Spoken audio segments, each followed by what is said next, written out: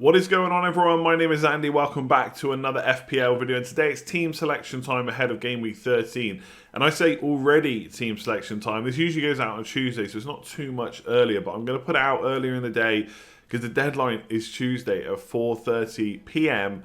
UK time, so do not miss that. There's going to be plenty of content on this channel before that. I'm going to put it out at slightly different times just so most of the normal stuff is out for you to consume before that deadline. And obviously in this one I'm going to go through how I did in Game Week 12. It was an okay week, and then how I'm looking ahead at Game Week 13, what transfers I'm making. I'm finally making a big move this week, and obviously I'll talk about captaincy as well. So give the video a like if you've enjoyed it, hit that subscribe button if you are new around here, and let's quickly talk about OneFootball. So OneFootball back once again sponsoring the team selection videos. If you've not already given it a go, why not? It is completely free. As I always say, there's a link in the description below. It takes you straight through to the Android or iOS device. You've got your team news, your lineup news, your injury news, your goal alerts, all that good stuff you need as an FPL manager. But for the next couple of team selection videos, we're going to have a competition through OneFootball. We'll be able to win a prize or have a chance of winning a prize. So keep an eye out for that. And to have a chance of winning, you're going to need the app. So you might as well just get it downloaded now, give it a go ahead of Game Week 13, and then be fully ready for the competition that's coming in the next team selection videos. So keep an eye on that.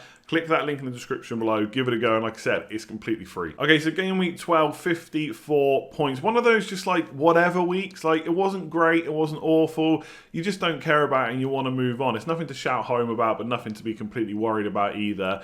So 218,000 rank now. It was 166k coming into this week. So it has gone down a little bit, but I don't think it took many points to drop it, right? So I don't think it would take me too long to get back into that position. Hopefully, obviously, that'll be from next week. Looking through the team, I mean, Martinez, what a hero. I didn't sell him for a hit last week. If I had, none of the goalkeepers I bought in would have done anything last week, and barely any of them did anything this week either. And he turns up with an 11-pointer. So I'm really happy that I held on to him.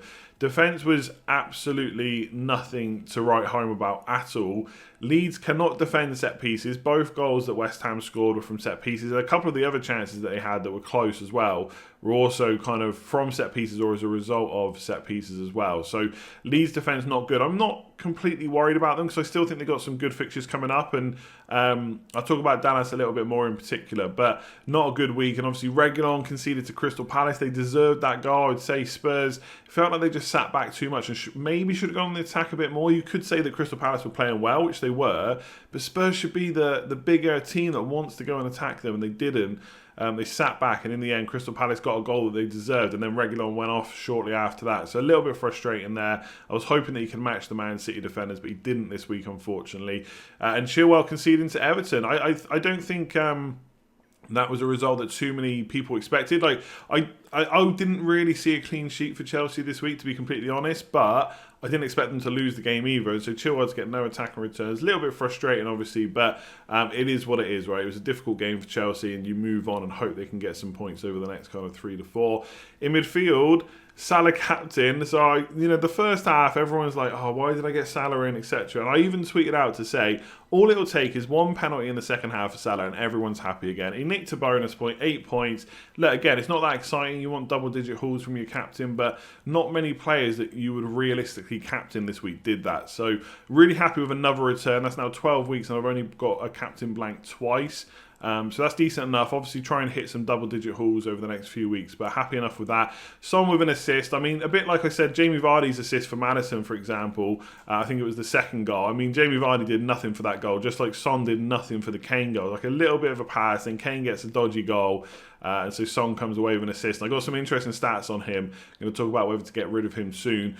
De Bruyne, blank against Man United. Always say those games are going to be tight most of the time, and it was. Grealish, 2 points, not great, but fixtures coming up are decent. Same for Watkins. Obviously, he's probably off penalties now, the fact that El Ghazi took that one.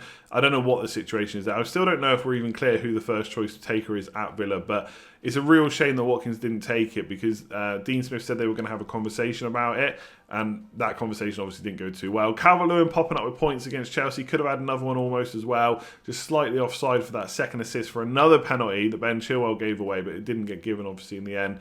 And Bamford 5 points. Jota on the bench. All that worry pre-game week about whether to play Jota, Watkins or Calvert-Lewin, it didn't matter. They got 7 points between them in the end. So overall, an okay week. I'm glad that some of my cheap strikers are chipping in with points. That's what I want. But I need more points from the midfield, and I think we're going to get that next week. Okay, so looking ahead to game week 13, I've got 2 free transfers, 102.7 million squad value, 0.8 in the bank to play with. And those 2 free transfers are going to come in handy. So if you look at my bench, I've actually got Jota and Reguilon on there. So Reguilon's playing Liverpool. I don't really foresee a clean sheet there. I think both teams could score in that game. I think Spurs maybe try and catch Liverpool on the counter-attack. And Liverpool going forward, we know just how good they are. They're going to be right up for this game. It's a really big game as well, considering how the title race is shaping up. Obviously, by this time last season, Liverpool had pretty much won it already. Not the case this year. And obviously the season started a bit later, which is playing into it a little bit. But it's a really big game. So I can see both sides scoring. Reguilon's on the bench. Jota also on the bench. So because I've got 8 attackers, I could actually afford to bench him. But because I've got 2 free transfers, I'm going to move him on. And I'll talk about that in a little bit. I'm not making a defensive change this week. I think Martinez and Villa, because I've got 3 Villa players, we're all about to go into a Burnley at home, West Brom away, Crystal Palace at home. Now, that fixture run's not too bad. I can see them getting some goals. But obviously, on their day, Palace and Burnley are sometimes tough teams to break down. So I think it will depend how quickly Villa can get a goal will determine how many goals they get in those games. But obviously the West Brom game's decent as well. And from a defensive point of view, with Martinez, they're really good fixtures. So I'm happy enough with him there. In defence, Chilwell, again, I'm happy with it. I keep getting a few questions now about should I do Chilwell to Reece James? Should I get rid of my Chelsea double up? I don't think they've really done too much to warrant worrying about them. The fixtures that are coming up, if you look at the fixture difficulty rating on FPL, they don't look great. But I think if you think about them from a defensive point of view, they're not bad. Now, would I do Chilwell to Reece James? Look, maybe if I needed the money, I wouldn't be put off it. I think if they both play a similar amount of minutes, which it looks like they're going to from here for the next 10 game weeks, right? You're going to get the odd game week where Chilwell scores more, he gets a goal. Reece James scores more, he gets an assist and bonus point. But over a 10-week stretch, it's probably going to be quite close. So if you needed the money, I would do the move, but I wouldn't actively look to get rid of Chilwell. I don't think he's really done too much wrong to warrant that. Looking at the other two, so Lamptey I didn't really talk about too much in the review. He missed the Leicester game. It didn't matter for me, but obviously some people were counting on him. Potter did say it was a precaution. It is worth noting with Lamptey, a few times earlier in the season, he came off around the 60th minute or just before, because of hamstring issues. So they're trying to obviously get him off before it gets too bad.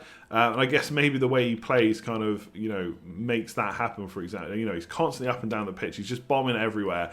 So that's possibly why. So it was just a precaution. So I'm hoping he's going to be back for Fulham. And it's worth saying that Potter does have previous for resting players in maybe more difficult games to win, which Leicester would have been, and it was.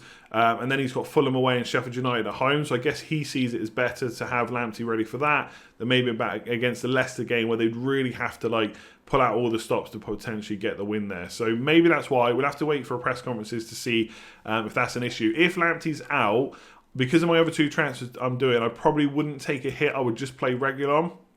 Not ideal, but at the end of the day, I don't think a hit for a defender this week is particularly worth it. But maybe someone like John Stones, if I wanted to take a risk there that he keeps his place, is only 0.1 million more than Lamptey. So he, for me anyway, so I can sell him for 4.7. So that's something to look at. But I think Fulham away and Sheffield United at home are 2 fixtures I want to play. I know Fulham looked better yesterday, but let's see if they can keep that up for kind of the next 4 to 5 weeks. And then Dallas, look. I bought Dallas in game week 5. I see people all the time bashing the Leeds defence. It's fair enough, they do concede a lot of goals. But at the same time, I've had Dallas for 8 weeks. He's got returns in 4 of them.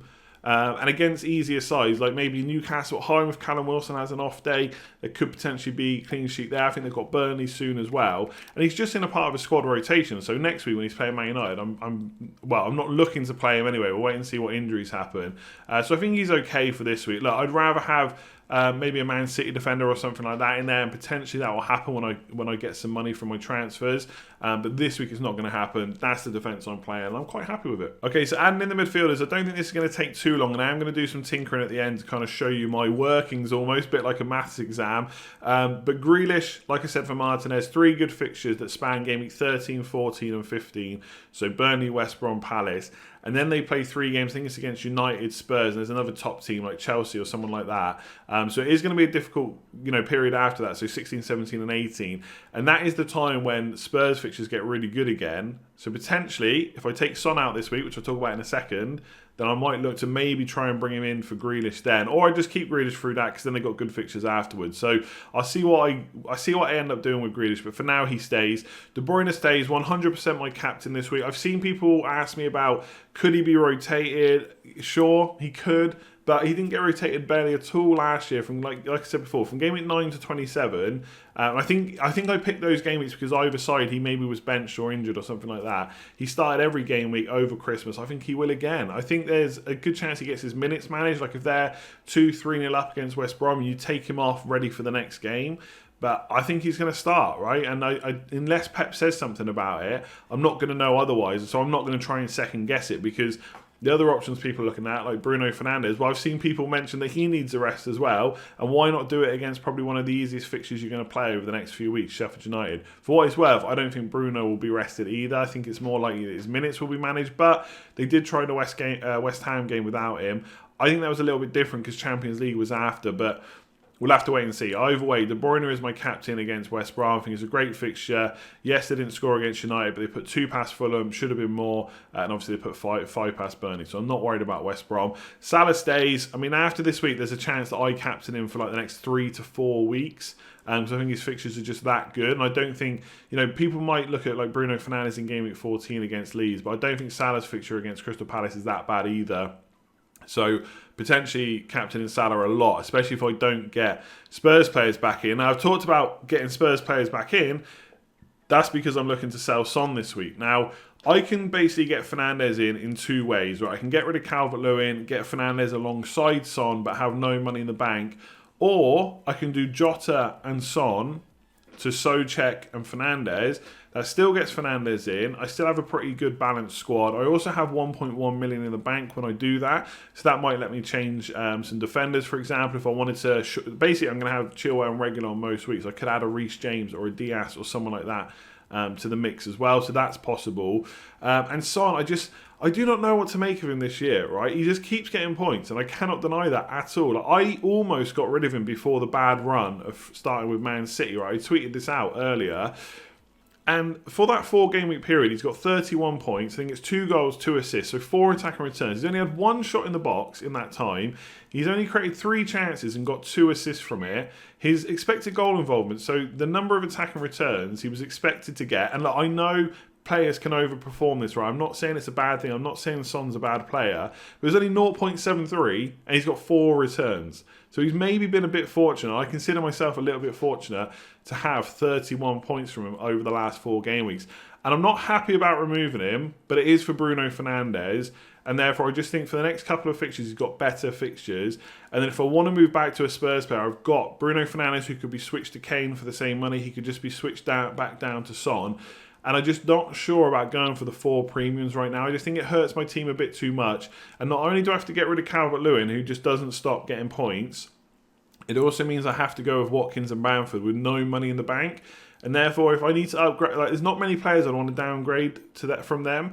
You've got the guy from Fulham, De Cordova-Reid, I believe it is, and Welbeck, but they're not players I want to go down to and get stuck with. So I'd much rather go up to like an Antonio when he's fit, a Callum Wilson, something like that potentially. I want to leave myself open to have options. It could be Che Adams, right, who's a cheaper price anyway. I think he's 6 million still, but I don't really want to get stuck with it. So I think Son is going this week, but when I do the tinkering, I'll show you how tight it is with money. Let's quickly look at the forwards. Okay, so I did talk about potentially getting rid of Calvert-Lewin, and look, he did return, but it was only 5 points, so it's not exactly massive. So depending on, if some people got rid of Calvert-Lewin for Bamford to fund other moves, and Bamford got the same amount of points, so it's not really an issue that you sold Calvert-Lewin yet.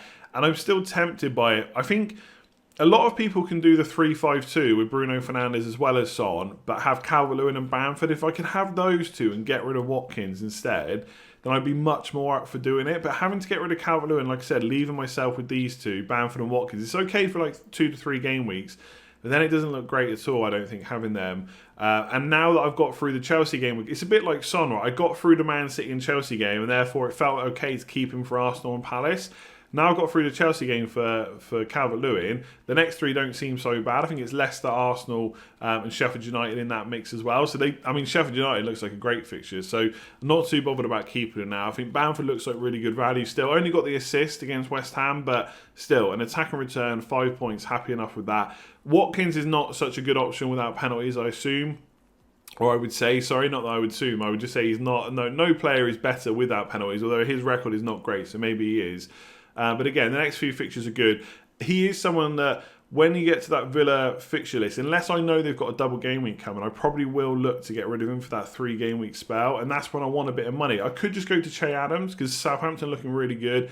Ings is back as well, and that's a really good partnership that they've got. But there's a chance that if Adams keeps scoring, his price is going to go up. And if I lock myself out of being able to make a move, then I've got to fund it by another move, so that's 2 transfers. And I just think, potentially for my team, given the money that I've got to spend, going for 4 premiums is probably not going to work. So I think that is my team as it looks. Even with Jota on the bench, I think it looks pretty strong. But Jota and Son to Souček and Fernandes is something that I'm going to look to do. And also, I wouldn't usually spend 5 million on a midfield bench option, but Souček is just so good. And over Christmas, I think he's a good option to bring in if I get any injuries and stuff like that, or if someone does get rested or rotated. So I'm willing to spend that little bit extra for now.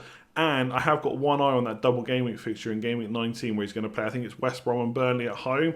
So that's a fixture I'd be okay with playing him in as well. So I've got one eye on that, but I also think he's a good option over Christmas. So that's the team. Son and Jota are out. Let me show you how the maths works and do a little bit of tinkering. Okay, so this is what the team looks like on the FPL page. So Lamptey is flagged, of course, but I'm hoping he's going to be fine.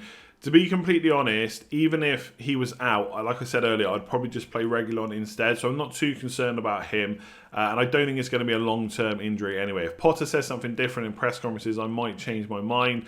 But as for now, that's how it stands. Now, for anyone that watched the stream last night, you'd have already seen me go through my transfer plans, but I'll try and do it a little bit more concise. So I've got Jota on the bench. He's obviously red flag. He's out for like 6 to 8 weeks. So by the way, that probably makes the likes of Mane and Salah a little bit better now, because they're still going to get rotated maybe, but they're definitely going to play way more minutes than they would if Jota was in the side. Because we know that Mane and Salah are first choice, of course, but when you've got maybe a slightly easier fixture and you've got Jota that you can bring on, it makes the decision a lot easier for Klopp. But now he doesn't have that option like a Origi, not such a good option, Shaqiri, etc. when he's fit. So I think that's good for the other Liverpool players. But I'm digressing or deviating from what we're supposed to be talking about a little bit. So Son and Jota out. Bruno Fernandes finally in, right? And so when he blanks, I can say I told you so. And then I've got 6.1 to spend. So I could go for like a Rafinha or someone like that. I could basically get anyone 6.1 and below and keep the 8 attacker thing, but I don't really want to do that. I want to take some money out. And usually I would just go for the cheapest midfielder, which would be Burke. And that is tempting because it gets me 1.8 million to spend, which is going to be very good or very handy over the next few weeks to be flexible with that much cash. But Burke is not even guaranteed to play. He wasn't even in the squad in the last game week. And just week to week, you just don't know which of the 50 strikers that Sheffield United have are going to start. So I don't really want that over Christmas. So Souček is the one that I really want because not only is he guaranteed to play, I think he's played 90 minutes pretty much in every single game. Yeah, 90 minutes every game. That's going to continue. And the fixtures are quite good. And I'm not looking to actively play him anyway. But obviously, if I need to call upon him, like if a player gets injured, they're going to be out for just 1 week, it's just a small injury, then maybe I keep them and play Souček instead of transferring them out. It just gives me options, right? And it's nice to be flexible. I wouldn't usually spend that much, but I think because I'm making the transfer so close to Christmas, when we know there's a lot of games, and he does have a double game week in game week 19, that is playing on my mind as well. West Brom and Burnley at home. That's 2 fixtures I'd happily play him in. So he's probably where I'm going to go, and it just gives me that extra option over Christmas as I need it. So that's the route I'm probably going to take. Let's talk about the Son and Fernandes route. So I did this last week, but I'll just quickly go through it again because prices have changed slightly. So to do it, I need to get 3.2 million. Now, some people have said sell Grealish instead. I don't want to do that. I'm certainly not selling Salah or De Bruyne. And no other player really, no one from my defence or my attack, apart from Calvert-Lewin, is going to give me anywhere near the funds that I need to fund it. So Calvert-Lewin's gone down in price, so he's back down to 7.4 selling for me instead of 7.5. But it doesn't make too much difference to me. So I would still get Brewster. I know he's not guaranteed to start either, just like Burke, but he usually does get minutes. I don't think he's had many zero. Yeah, he's not, since he's come into the team, he's been playing, right? He might only get 1 point, but he gets you something. So I would still go for Brewster on the odd chance he starts and actually scores a goal. And then I need to fund 0.3. Now, the way I would do that's pretty simple. Reguilon down to Reece James, Chilwell down to Reece James, something like that. And I can have Fernandes and Son. But I get rid of Calvert-Lewin and I leave myself with nothing in the bank. So if I did Reguilon to Reece James, I've got the exact money for it, for example. And I think I would probably do this instead of Chilwell to Reece James. It would cost me 4 points, but I would get to keep Son. And it is super tempting, but I have to get rid of Calvert-Lewin, and I've got no money to upgrade Watkins or Bamford at any point, and that just does worry me a little bit. The thing with Son, like his fixtures, could he get something in that Liverpool game when he counter-attacks against them? Absolutely. Then Leicester and Wolves is okay, and then they got really good fixtures. This 4-week spell, Fulham, Leeds, Villa, and Sheffield United looks really good. And then they play Liverpool again, which isn't ideal, and they got Chelsea after that. But they also have Brighton and West Brom. So this period is tricky because in 5 game weeks they play Liverpool, Chelsea, and City. And we know how they're going to play. They're going to sit back and wait to counter. But this 4 game week period is really good. So I am a little bit tempted to do this, but I don't think I'm going to. I think it's going to be this way round. So I'm going to bring in Fernandes, and let's just quickly go back to Souček as well. And the thing is, I've got 1 point. 1.1 because I've got Reguilon in still. The thing is, it doesn't mean doing this means I never have Spurs players, right? And I know Son can score, but if you look at the next kind of 3 fixtures for Fernandes instead, you've got Sheffield United, no clean sheets. Leeds on their day love to concede goals. Okay, Leicester's not great, and then they got Wolves as well. But then they have Villa and Fulham. So the fixtures, like 4 of the next 6 are really good. And who says he can't get anything against Leicester and Wolves as well? So Son looks good, but so does Fernandes, right? That's why a lot of people have him in their team already. And it's not like if I get rid of Son, I can never get him back. I know I'm going to lose some money on it, fair enough, but hopefully he'll go down a little bit in price over the next few weeks if he doesn't keep scoring. And so if I wanted to go, and by the way, if I wanted one Spurs player over those fixtures to captain, is Kane who I'd want anyway, I think. So if I wanted Harry Kane, for example, I believe he's still 10.9. Let me just double check. So he is, 10.9. So for example, right, I could switch, if I got a bit of money in the bank, so I could switch Fernandes to a striker. So let's say I switch Fernandes and Watkins. I go in for Kane. He's the same price as Fernandes anyway. So that means I have 6.1 plus whatever I've got in the bank to spend on a midfielder. So it could be Bowen, for example, for West Ham. And a double up on West Ham wouldn't bother me because Souček's going to be on the bench most of the time anyway.